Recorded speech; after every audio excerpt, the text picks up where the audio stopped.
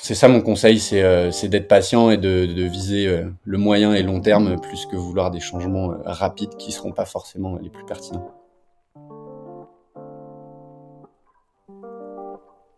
Je m'appelle Léo Bricou, je suis vice-président de l'association Praticable et ergothérapeute de métier et de formation.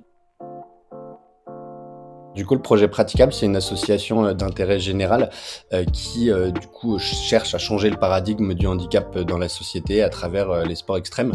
On développe, on référence et on essaie d'entraîner des personnes qui souhaitent faire des sports qui sont absolument pas démocratisés aujourd'hui en France, alors qu'ils le sont parfois dans le monde.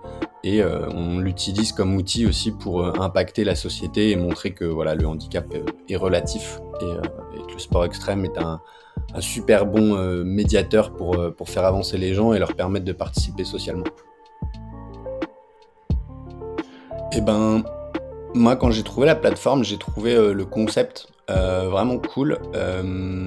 La volonté qu'il y avait derrière aussi et le pitch de la plateforme me plaisait de fou parce que ça correspond énormément finalement aux valeurs aussi qu'on cherche à défendre. On croit beaucoup dans la perception des jeunes et en leur capacité à pouvoir transformer le monde, etc. Donc je pense que ouais, ça nous a attirés parce que on y voyait un truc proche de nos valeurs, quoi.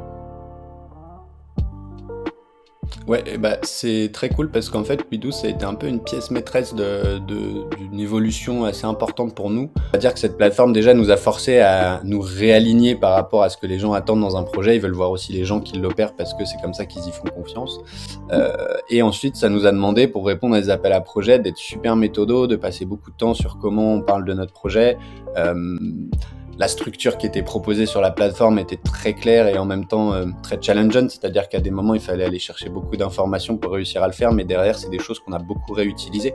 Clairement, les premiers appels à projets, et en plus, bah voilà, le fait d'avoir remporté Subir ou Agir, ça nous a donné aussi une sorte de petite légitimité, une confiance en nous. Je pense qu'à partir de là, on a fait que aller crescendo avec la visibilité, notamment parce que WeDo, vous êtes venus souvent vers nous, venus nous chercher pour répondre voilà, soit à un podcast, soit à cette interview par exemple, etc. Et ça, c'est des choses qui nous ont aussi beaucoup obligés à nous entraîner à pouvoir parler du projet en live, quoi.